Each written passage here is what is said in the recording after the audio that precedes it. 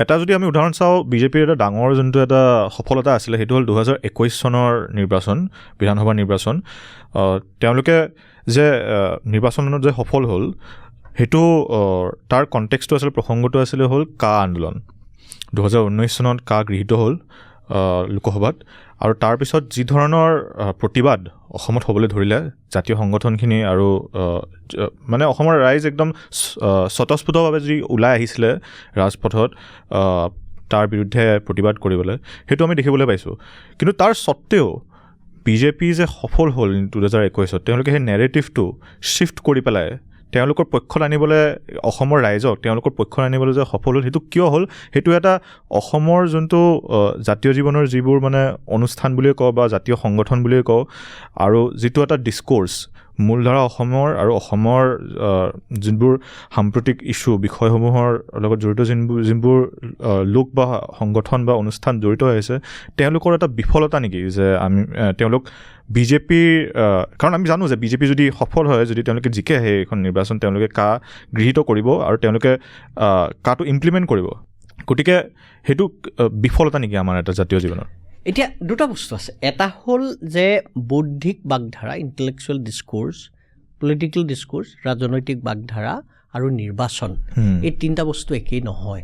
এই কথাটো আমি স্পষ্টকৈ বুজিব লাগে। আজি এটা মই সৰু উদাহৰণ দিওঁ যে আজিৰ তাৰিখত গুৱাহাটীত যদি 25,000 মানুহ ওলাই আহি ৰাজপথ অৱৰোধ কৰি যদি এটা আন্দোলন কৰে, সেইটো এটা মানে এটা that will be a nationally internationally breaking news, নহয়নে? হ'ব। আৰু সেই 25,000 মানুহ ক'ৰ বা 30,000 মানুহ ক'ৰ? অসমৰ বিভিন্ন ঠাইৰ পৰা আহিছে, বিভিন্ন সমষ্টিৰ পৰা আহিছে, তেনেকুৱা ধৰণৰ কথা। কিন্তু এটা বিধানসভা সমষ্টিত কিমান ভোটাৰ থাকে? লাখৰ ঘৰত থাকে। আমাৰ 126টা বিধানসভা সমষ্টি আছে। আমাৰ ভোটাৰৰ সংখ্যা 2.50 কোটি বা 2.60 কোটি ইমানমান হ'ব, নহয় জানো? এতিয়া কথাটো হ'ল, এই কথাটো আমি যিটো মানে ইলেক্ট্ৰেল পলিটিক্সৰ যিটো কথা, সেই কথাটো আৰু ইণ্টেলেকচুৱেল আৰু পলিটিকেল ডিছক'ৰ্চৰ যিটো কথা, এই দুটাৰ মাজত যে এটা ব্যৱধান আছে, এই কথাটো আমি বুজি পোৱা উচিত। আৰু ভাৰতীয় জনতা পাৰ্টীয়ে সেইটো কথা খুব ভালকৈ বুজি পায়। আৰু মানে ৰাজনৈতিক যেতিয়া এটা আন্দোলন হয়, that becomes an issue based movement. আমাৰ যিটো আন্দোলন হৈছিলে সেইটো ইছ্যু বেছড, যে আমাক নাগৰিকত্ব সংশোধনী আইন নালাগে। তাৰ কাৰণে বিভিন্ন স্তৰৰ মানুহ ওলাই আহিল। কোন মানুহ ওলাই আহিল?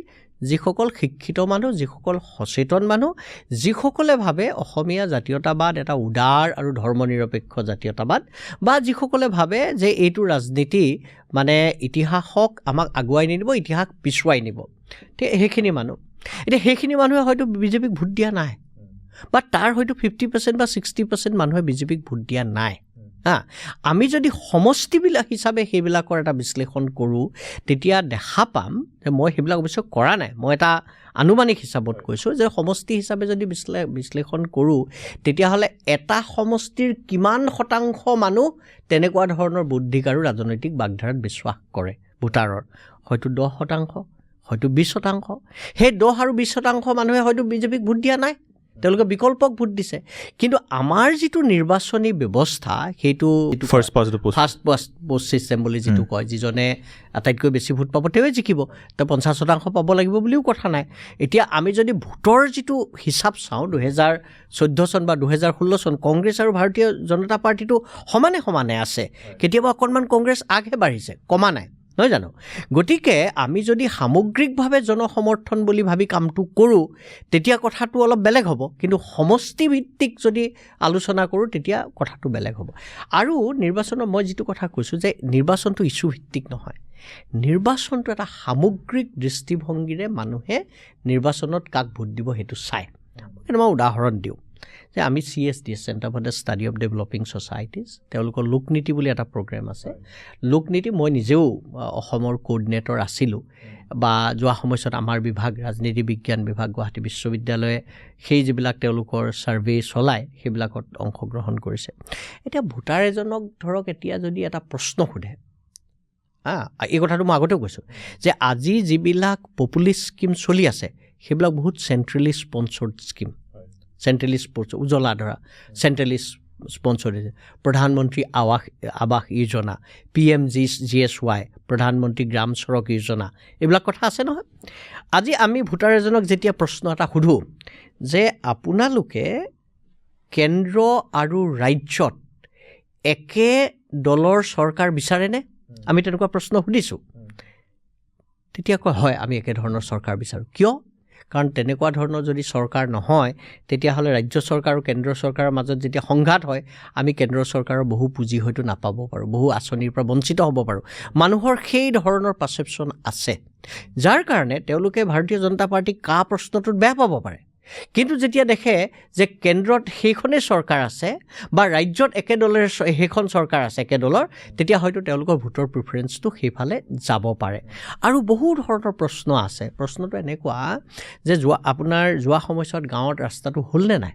আপোনালোকে লক্ষ্য কৰিব যে ভাৰতীয় জনতা পাৰ্টীৰ নেতৃত্বৰ চৰকাৰে কৰা এটা অন্যতম গুৰুত্বপূৰ্ণ কাম হ'ল এই যে ৰাস্তা বনোৱা এতিয়া বাজপেয়ীৰ নেতৃত্বত আৰম্ভ হ'ল প্ৰধানমন্ত্ৰী গ্ৰাম চড়ক যোজনা আৰু প্ৰধানমন্ত্ৰী গ্ৰাম চড়ক যোজনাই সাংঘাতিক ধৰণৰ এটা ৰিভলিউচনাৰী এটা বেলেগ ধৰণৰ প্ৰভাৱ পেলাইছে আৰু যোৱা সময়ছোৱাত অসমতো দেখা গৈছে যে চৰকাৰে যিবিলাক কথাত আটাইতকৈ বেছি গুৰুত্ব দিছে আমি ফ্লাইঅভাৰ কেইখনৰ কথা কওঁ আমি নেশ্যনেল হাইৱে কথা কওঁ কিন্তু গাঁৱে ভূঞে ৰাস্তা পদূলি বনোৱা আৰু দলং বনোৱাত সাংঘাতিক ধৰণৰ প্ৰাধান্য দিছে গতিকে তেওঁলোকে হিন্দুত্বৰ কথাও কৈছে কিন্তু এই যিটো পথ সংযোগ বা আন্তঃগাঁথনি তাত হয়তো তেওঁলোকৰ অন্য ধৰণৰ হিচাপ নিকাচো থাকিব পাৰে যে ৰাস্তা পদূলি বনালে তেওঁলোকৰ এনেকুৱা ধৰণৰ পলিটিকেল ফাণ্ডিঙৰো হয়তো সুবিধা হ'ব পাৰে তেনেকুৱা ধৰণৰ প্ৰশ্ন থাকিব পাৰে যিবিলাক আমি বৰ নিশ্চিত নহয় কিন্তু সেই কথাটোত গুৰুত্ব দিয়াৰ লগে লগে সাধাৰণ মানুহৰ আৰু এটা বেলেগ ধৰণৰ ধাৰণা হৈছে মই যিটো অঞ্চলৰ পৰা আহিছোঁ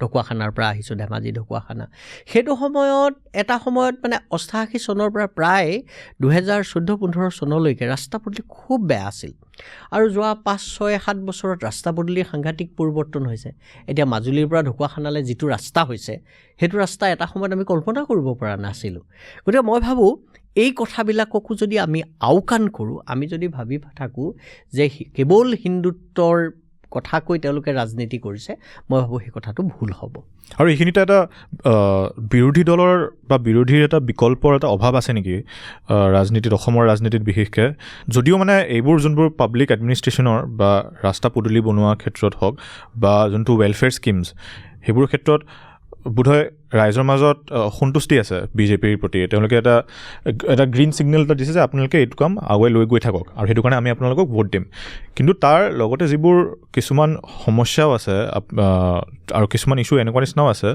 য'ত বিজেপিৰ বিৰুদ্ধে অসন্তুষ্টিও আছে পাব্লিক এডমিনিষ্ট্ৰেশ্যন হওক এতিয়া ইলেক্ট্ৰিচিটি যোনটো কথাটো এতিয়া আহিছে প্ৰিপেইড তাৰে কিছুমান মই কথা পাতি থাকিলে মানুহে তেওঁলোক অসন্তুষ্টি প্ৰকাশ কৰে অথবা কাৰ নিচিনা এটা যোনটো ইছ্যু যোনটো অলপ জাতীয় চেতনাক লৈ এটা অসন্তুষ্টি হ'ব পাৰে সেইবোৰ ছাফিচিয়েণ্টলি বিৰোধী দলসমূহে উত্থাপন কৰিব পৰা নাই নে বিকল্পৰ এটা অভাৱ আছে অসমৰ ৰাজনীতিত এইটো এটা বৰ জটিল প্ৰশ্ন তাৰমানে আমি এইটো কথা লক্ষ্য কৰিব লাগিব যে ভাৰতীয় জনতা পাৰ্টী এটা মাত্ৰ ৰাজনৈতিক দল নহয় সেইকাৰণে তেওঁলোক সংঘ পৰিবাৰ বুলি কয় তেওঁলোকৰ বিভিন্ন সংগঠনে গ্ৰাছৰুটছত তৃণমূল পৰ্যায়ত কাম কৰি আছে অৰ্থাৎ তেওঁলোকে জনসংযোগৰ এটা যিটো পথ এইটো আজি বিৰোধী ৰাজনৈতিক দলক সুধিলেও এইটো কথা ক'ব যে তেওঁলোকৰ নিৰ্বাচনী প্ৰস্তুতি 2021 চনৰ পৰা আৰম্ভ হৈছে 2021 চনত তেওঁলোকে যেতিয়া জিকিলে তাৰ পৰাই তেওঁলোকৰ নিৰ্বাচনী প্ৰস্তুতি আৰম্ভ হৈছে কিন্তু বিৰোধী দলবিলাকৰ এই যিটো সাংগঠনিক তৎপৰতা লাগিব আৰু মানুহক কনভিন্স কৰাব পাৰিব লাগিব যে এই আঁচনিবিলাকে আপোনালোকক যিমান সুবিধা দিছে সেই সুবিধাৰ বিপৰীতে যিটো ধৰণৰ মূল্যবৃদ্ধি হৈছে যি ধৰণে ইলেক্ট্ৰিচিটি বিল বাঢ়িছে বা যি ধৰণে আনএমপ্লয়মেণ্ট হৈছে বা যি ধৰণে আমি খেতিৰ পৰা আমাৰ যিটো উৎপাদন হ'ব লাগিছিলে আমি সেইবিলাক সুবিধা পোৱা নাই গতিকে আপোনালোকে সেইবিলাকক প্ৰাধান্য দিব নে আপোনালোকে এই যে অৰুণোদয় আঁচনি বা বিভিন্ন আঁচনিৰ জৰিয়তে যিবিলাক লাভ পাইছে সেইখিনিক প্ৰাধান্য দিব এতিয়া কথাটো হৈছে সেইখিনি মানুহে বিশ্বাস কৰিবলৈ হ'লে মানুহবিলাকক ৰাজনৈতিকভাৱে সংগঠিত কৰিব লাগিব অথবা যিসকল ভোটাৰ দুধুৰ-মুধুৰত আছে যে ভাৰতীয় জনতা পাৰ্টীয়ে ভাল নে কংগ্ৰেছেই ভাল নে বিৰোধীয়ে ভাল তেওঁলোকে স্থিৰ কৰিব পৰা নাই তেওঁলোকে ভাবে যে ভাৰতীয় জনতা পাৰ্টীয়ে ভাল কাম কৰা নাই কিন্তু বিৰোধীবিলাকে যে ভাল কাম কৰিছে বা কৰিব সেই বস্তুটো বিশ্বাস কৰাবলৈ হ'লে তেওঁলোকৰ মাজত সাংগঠনিক তৎপৰতা বৃদ্ধি পাব লাগিব আৰু ভিজিবিলিটি ইজ ভেৰি ইম্পৰ্টেণ্ট যে মানুহ এটা দৃশ্যমান হ'ব লাগিব মানুহক দেখি থাকিব লাগিব যে মানুহ এজন দল এটাই কাম কাজ কৰি আছে এই কথাটো বুজি পাব লাগিব মই ভাবোঁ এইখিনি নোহোৱাৰ কাৰণে ভাৰতীয় জনতা পাৰ্টীয়ে এই ক্ষেত্ৰত আগবাঢ়ি গৈছে ছাৰ 2021 চনত মুখ্যমন্ত্ৰী হিচাপে এপইণ্ট কৰিলে বিজেপিয়ে হিমন্ত বিশ্ব শৰ্মাক আৰু তাৰ পিছৰ যোনখিনি কাল আমি যদি মোৰ ব্যক্তিগতভাৱে মই যিমানখিনি পৰ্যবেক্ষণ কৰিছোঁ আৰু যিমানখিনি লক্ষ্য কৰিছোঁ তাতে মই দেখিবলৈ অলৰেডি পাইছোঁ যে আমাৰ যোনটো মূলধাৰাত হিন্দুত্বৰ যোনটো এটা আগ্ৰাসী অলপ যোনটো এটা টেণ্ডেঞ্চি সেইটো বিজেপিৰ উচ্চাৰণত অলৰেডি আমি দেখিবলৈ পাইছোঁ সেইটো শুনিবলৈ পাইছোঁ আৰু কাৰ্যটো আমি সেইটো প্ৰতিফলিত হৈছে তেওঁলোকৰ আপুনি সেইটো কেনেকৈ বিশ্লেষণ কৰিব হয় এই কথাটো আমি লক্ষ্য কৰিব লাগিব যে যিটো মই কৈছিলোঁ কম্পিটিটিভ মানে politics has became very very competitive নাও ৰাজনৈতিক গোটেই যিটো যুঁজ বাগৰ সেইটো সাংঘাতিক ধৰণে প্ৰতিযোগিতামূলক হৈছে আৰু হিন্দুত্বৰ যিসকলে ৰাজনীতি কৰিছে তেওঁলোকৰ মাজতো এটা প্ৰতিযোগিতাৰ পৰ্যায়লৈ গুচি গৈছে যে কোন বেছি হিন্দুত্ব আজি আমাৰ ক্ষেত্ৰত অসমৰ ক্ষেত্ৰতো আমি সেই কথাটো দেখিছোঁ যে অসমৰ মাননীয় মুখ্যমন্ত্ৰী ডক্টৰ হিমন্ত বিশ্ব শৰ্মাও যোৱা সময়ছোৱাত মানে আমি যদি ৰাষ্ট্ৰীয় পৰ্যায়ৰ যিবিলাক টেলিভিশ্যন বা এইবিলাক দেখিছোঁ বা বাতৰি কাগজ দেখিছোঁ তেওঁলোকেও প্ৰজেক্ট কৰা আৰম্ভ কৰিছে যে doctor Himanta Biswa Sarma emerged as a national leader within the fold of Hindutva বা within the fold of BJP আৰু সেই কামটো কৰিবলৈ যাওঁতে মন কৰিব যে বেলেগ বেলেগ ধৰণৰ হৈছে যে অসমত নিজৰ ৰাজনৈতিক আধিপত্য বিস্তাৰ কৰি মানে ৰাজনৈতিক তেওঁৰ যিটো আধিপত্য সেইটো বৰ্তাই ৰাখিবৰ কাৰণে তেওঁ বেলেগ ধৰণৰ ৰাজনীতি কৰিছে আৰু ৰাষ্ট্ৰীয় পৰ্যায়ত তেওঁ যে হিন্দুত্বৰ এগৰাকী অতি শক্তিশালী তেখেত প্ৰবক্তা সেই কথাটো কৰিবৰ কাৰণে বেলেগ ধৰণৰ কাম কৰিছে কিন্তু ইটোৰ লগত সিটো সানমিহলি হৈ গৈছে সেইকাৰণে মই লক্ষ্য কৰিছোঁ যিটো সৰ্বানন্দ সোণোৱালে ধৰক কৰা নাছিল সৰ্বানন্দ সোণোৱালে একেই হিন্দুত্বৰ ৰাজনীতি কৰিছে কিন্তু কিছুমান কথা কোৱাৰ পৰা তেওঁ বিৰত আছিল কেতিয়াও মোগল বা এনেকুৱা ধৰণৰ শব্দ কোৱা নাছিল যিটো ডক্টৰ হিমন্ত বিশ্ব শৰ্মাই মাজে মাজে কয় আৰু মই ভাবোঁ এইটো এই কম্পিটিটিভ পলিটিক্স বা প্ৰতিযোগিতামূলক ৰাজনীতি এণ্ড কম্পিটিটিভ পলিটিক্স উইদিন হিন্দুত্বৰ মাজতেই এই যিটো প্ৰতিযোগিতামূলক ৰাজনীতি তাৰ এটা প্ৰভাৱ কাৰণ লক্ষ্য কৰিব যে ভাৰতীয় জনতা পাৰ্টীৰ যিটো ৰাজনৈতিক বা তেওঁলোকৰ যিটো প্ৰক্ৰিয়া তাত কাকো অৱধাৰিত বুলি নাভাবে কাকোৱে অৱধাৰিত বুলি নাভাবে কোনেও এইটো কথা ভাবিব পৰা নাছিল যে যদি কেনেবাকৈ দেশত ভাৰতীয় জনতা পাৰ্টীৰ চৰকাৰ হয় তেতিয়াহ'লে লালকৃষ্ণ আদৱানীক এনেকুৱা ধৰণে একশৰীয়া কৰিব এইটো কথাটো কোনেও ভাবিব পৰা নাছিল আৰু বহুতে এই ধৰণেও ভাবিছিল যে ভাৰতীয় জনতা পাৰ্টীৰ চৰকাৰ হ'ল এইবাৰ যেতিয়া মানে নতুন যেতিয়া ৰাষ্ট্ৰপতি নিৰ্বাচনৰ কথা আহিব হয়তো লালকৃষ্ণ আদৱানীকেই সেই পদত এনেকুৱা ধৰণৰ চিন্তা চৰ্চা কিন্তু মানুহৰ মাজত আলোচিত হৈছিল আৰু ভাৰতীয় জনতা পাৰ্টীক আগবঢ়াই নিয়াৰ ক্ষেত্ৰত যিসকলে অত্যন্ত গুৰুত্বপূৰ্ণ ভূমিকা পালন কৰিছিল ৰাম মন্দিৰৰ ৰথ যাত্ৰাটো মানে লালকৃষ্ণ আদৱানীয়ে কৰিছিল কিন্তু তেওঁলোকোতো অৱধাৰিত নাছিল মানে তেওঁলোকো যে সদায় থাকিব এই কথাটোৰ কোনো নিশ্চয়তা নাছিল আৰু সেইটো প্ৰমাণিত হ'ল ঠিক সেইধৰণে আমি যোৱা সময়ছোৱাত যে আমি যদি 10 বছৰ বা 15 বছৰৰ ভাৰতীয় জনতা পাৰ্টীৰ ৰাজনৈতিক কাৰ্যকলাপলৈ চাওঁ তেতিয়া দেখা পাওঁ এটা সময়ত যিসকলৰ অবিহনে ভাৰতীয় জনতা পাৰ্টীৰ কোনো অস্তিত্ব নাথাকিব বুলি ভবা হৈছিল তেওঁলোকো বহু একাষৰীয়া হৈ গ'ল বা যিসকলক মন্ত্ৰী পাতিছিল আৰু অতি দক্ষতাৰে যিসকলে মানে কাম কৰা বুলি মানুহৰ বিশ্বাস হৈছিল তেওঁলোকোতো এতিয়া তেওঁলোকো একাষৰীয়া হৈ গৈছে গতিকে এই যিটো চলি থাকে ভিতৰত মই ভাবোঁ সেইটোৱে যিসকলে এই দলটোৰ মাজত নিজৰ আধিপত্য বিস্তাৰ কৰিব বিচাৰে তেওঁলোকে এক নিজাকৈ কিছুমান বাগধাৰা বা নিজাকৈ কিছুমান কাম অতি জোৰেৰে কৰিব বিচাৰে অতি শক্তিশালীভাৱে কৰিব বিচাৰে আৰু অসমৰ ক্ষেত্ৰত আমি দেখিছোঁ ডক্টৰ হিমন্ত বিশ্ব শৰ্মাৰ নেতৃত্বত কেইবাটাও তেনেকুৱা ধৰণৰ কথা হৈছে আৰু অন্য যিটো কথা যে মই কৈছোঁৱে যে তেখেতে নিজকে সৰ্বভাৰতীয় পৰ্যায়ত প্ৰতিষ্ঠা কৰিব বাবে বা তেখেত যে আমাৰ এই হিন্দুত্বৰ ৰাজনীতিৰ ক্ষেত্ৰত তেখেত অপ্ৰাসংগিক হৈ যোৱা নাই, সেই কথাটো প্ৰতিপন্ন কৰিবৰ কাৰণে কেতিয়াবা আগ্ৰাসী ধৰণে হিন্দুত্বৰ যিবিলাক কথা সেই কথাবিলাক তেওঁ উপস্থাপন কৰে। মই ভাবোঁ these are very professional political strategic innovations, মই তেনেকুৱা ধৰণে ভাবোঁ। আৰু সেইটো দেশত যিটো ধৰণে ৰাজনীতি চলি আছে, সেই চলি থকা ৰাজনীতিৰ এটা তাৰ ফলশ্ৰুতি। আৰু এটা কথা মই খুব সংক্ষেপে কৈ থওঁ যে এতিয়া দুটা, এটা হ'ল নিউ লিবাৰেল, অন্যটো হ'ল হিন্দুত্ব, আৰু মই দুইটাকে মিলাই নিউ লিবাৰেল হিন্দুত্ব বুলি কওঁ। যে নিউ লিবাৰেল হিন্দুত্বৰ মূল কথাটো হ'ল এনেকুৱা যে যদি ৰাজনীতি চলাব লাগে তেতিয়াহ'লে পাৰ্চনেলিটি কাল্ট লাগিব, যে এজন ব্যক্তি তেওঁ অবিহনে যেন নচলিব তেনেকুৱা ধৰণৰ এটা অবিৰত ভাৱমূৰ্তি তেনেকুৱা ধৰণৰ নিৰ্মাণ কৰা হয়। ভাৰতবৰ্ষৰ ক্ষেত্ৰত সেইটো নৰেন্দ্ৰ মোদী ডাঙৰীয়াৰ ক্ষেত্ৰত হৈছে, যে নৰেন্দ্ৰ মোদী নাথাকিলে আমি আজি যিটো $5 ট্ৰিলিয়ন ইকনমিৰ কথা কৈছোঁ সেইটো হ'বনে নহয়, আমাৰ যি ধৰণে G20 ছামিট হ'ল সেই ধৰণে হ'বনে নহয়, যে যিটো ৰিপাব্লিকান ডেম'ক্ৰেচি বা প্ৰজাতান্ত্ৰিক গণতন্ত্ৰৰ বাবে সেইটো শুভলক্ষণ নহয়। কিন্তু ৰাজনৈতিক অৰ্থনীতিৰ যিটো বাধ্যবাধকতা, সেই বাধ্যবাধকতাত তেনেকুৱা ধৰণৰ কথাটো হৈছে। অসমৰ ক্ষেত্ৰত মই ভাবোঁ ডক্টৰ হিমন্ত বিশ্ব শৰ্মাক লৈও তেনেকুৱা ধৰণৰ এটা জাগৰণ বা তেনেকুৱা ধৰণৰ ভাৱধাৰা সৃষ্টি কৰাৰ কাৰণে অবিৰত প্ৰচেষ্টা চলি আছে। এই পাৰ্চনেলিটি কাল্টৰ যোনটো কথা আপুনি ক'লে, এই প্ৰসংগত মোৰ প্ৰশ্ন হয়, পাৰ্চনেলিটি কাল্টৰ যোনটো এটা ঢৌ চলি আছে গোটেই বিশ্বতে চলি আছে। বহু দেশত আমি দেখিবলৈ পাওঁ এজন নেতাৰ বেনাৰত তেওঁলোকে নিৰ্বাচনত তেওঁলোকে হয় প্ৰতিযোগিতা কৰিছে আৰু জয় হ'বলৈ চেষ্টা কৰিছে তেওঁলোকে। আৰু সেই প্ৰসংগত যোনবোৰ পলিটিকেল ছায়েন্সত আজি যোনটো থিয়ৰীৰ কথা কওঁ আমি, পলিটিকেল আইডিঅ'লজিটো এটা বিৰাট গুৰুত্বপূৰ্ণ হৈ যায়।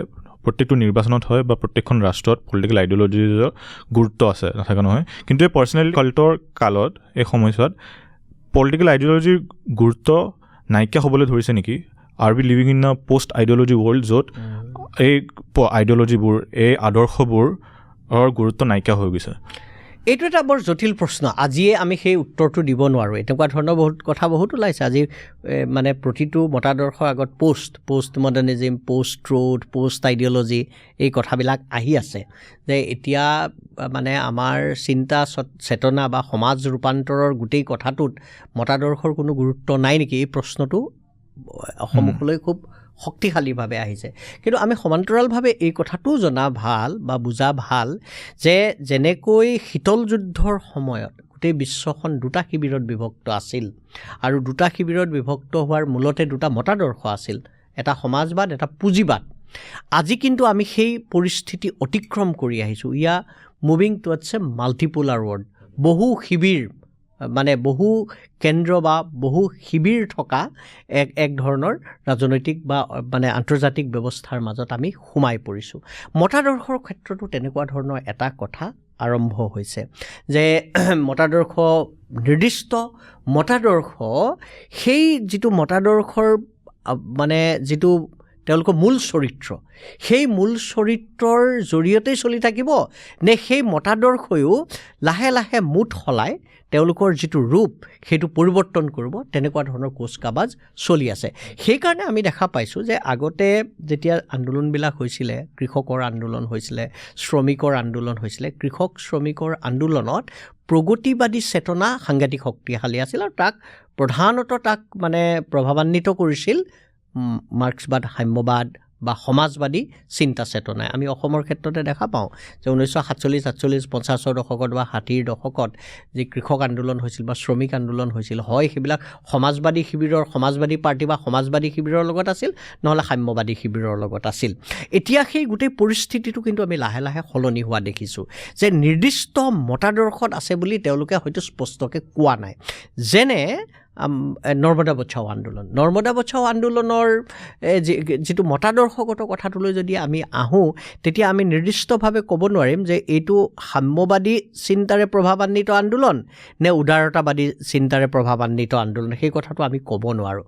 তাৰ অৰ্থটো হ'ল এনেকুৱা যে এতিয়া আইডিঅ'লজিৰ যিটো কথা, মতাদৰ্শৰ যিটো কথা, তাৰ যিটো সাৰ্বজনীন ৰূপ বা সাৰ্বজনীন চৰিত্ৰ সেইটোক কিন্তু পৰিস্থিতি আৰু পৰিৱেশ সাপেক্ষে তাক মানে কিছু পৰিমাণে অদল বদল কৰি বা তাৰ এটা মানে মিলি থাকিব যিবিলাক শক্তিৰ লগত থাকিম বুলি ভাবে তেওঁলোকৰ লগত থাকিব পৰাকৈ এটা পৰিৱেশ বা এক ধৰণৰ সাল সলনিৰ প্ৰচেষ্টা চলি আছে। মই এটা সৰু উদাহৰণ দিওঁ। আমি যদি অসমত বা ভাৰতবৰ্ষলৈ আমি লক্ষ্য কৰোঁ যে কংগ্ৰেছক আটাইতকৈ প্ৰত্যাহ্বান কোনে জনাইছিল? কমিউনিষ্ট দলবিলাকে জনাইছিল, সাম্যবাদী দলবিলাকে জনাইছিল। 1947, 48, 49, 50 আজি যদি অসমৰ আৰ্কাইভেল মেটেৰিয়েলবিলাক চাওঁ আটাইতকৈ বেছি তেওঁলোকে চোৰাংচোৱাবিলাকে কি চাইছিল যে ক'ত ক'ত কমিউনিষ্ট আন্দোলন হৈছিল। অৰ্থাৎ কংগ্ৰেছ আৰু কমিউনিষ্টৰ মাজতেই যুঁজখন হৈছিল, দ্বন্দ্ব হৈছিল। আজি তাৰ সেই পৰিস্থিতি বদলিলে। আজি যেতিয়া কংগ্ৰেছ আৰু বিজেপিৰ মাজত যেতিয়া যুঁজখন হৈছে তেতিয়া আমি দেখা পাওঁ যে কমিউনিষ্টসকল বা প্ৰগতিশীল যিবিলাক শক্তি আছিল, আনকি আঞ্চলিকতাবাদত বিশ্বাসী যিসকল শক্তি আছিল, যিসকলে এটা সময়ত কংগ্ৰেছৰ বিৰুদ্ধে যুঁজ কৰিছিল, তেওঁলোক লাহে লাহে কংগ্ৰেছৰ ওচৰলৈ গৈছে। হয়নে? এই যিটো কথা, এই কথাটো যিটো মানে বাস্তৱ ৰাজনীতিত আমি যিটো দেখি আছোঁ সেই কথাটো আমি অস্বীকাৰ কৰিব নোৱাৰোঁ। সেইকাৰণে মতাদৰ্শৰ যিটো কথা, মতাদৰ্শৰ কথাটোৰ ক্ষেত্ৰতো এক ধৰণৰ ট্ৰেন্সফৰ্মেশ্যন, এটা ৰূপান্তৰ হৈছে যে যিসকলে সাম্যবাদত বা শ্ৰেণী সংগ্ৰামত বিশ্বাস কৰিছিল তেওঁলোকৰ বহুতেই এতিয়া আহি উপলব্ধি কৰিছে যে শ্ৰেণী সংগ্ৰাম বা এই কথাটোতকৈও এইটো সময়ত আটাইতকৈ গুৰুত্বপূৰ্ণ কথাটো হৈছে যিটো সাংবিধানিক উদাৰতাবাদ বা সাংবিধানিক যিটো প্ৰজাতন্ত্ৰৰ প্ৰমূল্য সেইটোক ৰক্ষণাবেক্ষণ দিয়া। আৰু এই গোটেইবিলাক দেখি বহু সময়ত আমাৰ ভাৱ হয় যে মতাদৰ্শৰ কথাটোৱেই নাইকিয়া হৈ গৈছে নেকি? আচলতে মতাদৰ্শৰ কথাটো নাইকিয়া হোৱা নাই।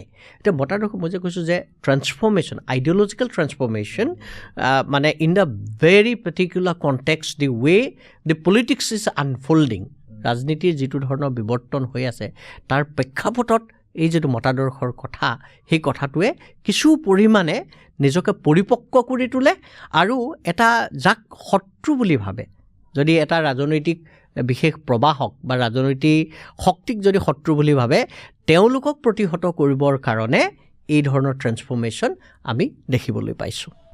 2024 চনৰ এইবাৰ লোকসভা নিৰ্বাচন, এই নিৰ্বাচনত কি ধৰণে আপুনি মূল্যায়ন কৰে আৰু প্ৰত্যেকটো ৰাজনৈতিক দলৰ সিহঁতৰ প্ৰস্পেক্টছবোৰ কেনেকুৱা আৰু কোনবোৰ ইছ্যু লৈ এই নিৰ্বাচনখনত দলসমূহে প্ৰতিযোগিতা কৰিব?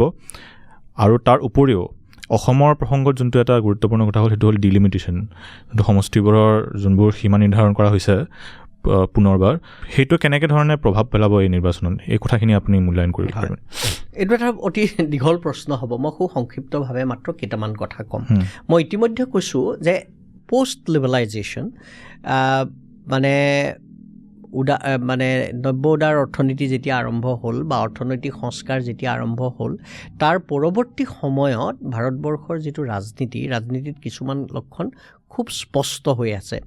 1989 চনৰ পৰা 1989 2004 চনলৈকে এক ধৰণৰ পলিটিকেল ইনষ্টেবিলিটি আছিল, ৰাজনৈতিক অস্থিৰতা আছিল।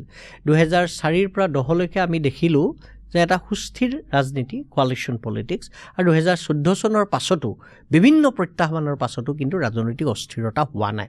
তাৰ মানে ৰাজনৈতিক স্থিৰতা এতিয়া ভাৰতীয় ৰাজনীতিৰ এটা অন্যতম লক্ষণ হিচাপে দেখা পোৱা গৈছে। সেইবিলাক ৰাজ্যবিলাকৰ ক্ষেত্ৰতো দেখা হৈছে। আজিকালি ফ্ৰেকচাৰ্ড মেণ্ডেট কমকৈ হয়।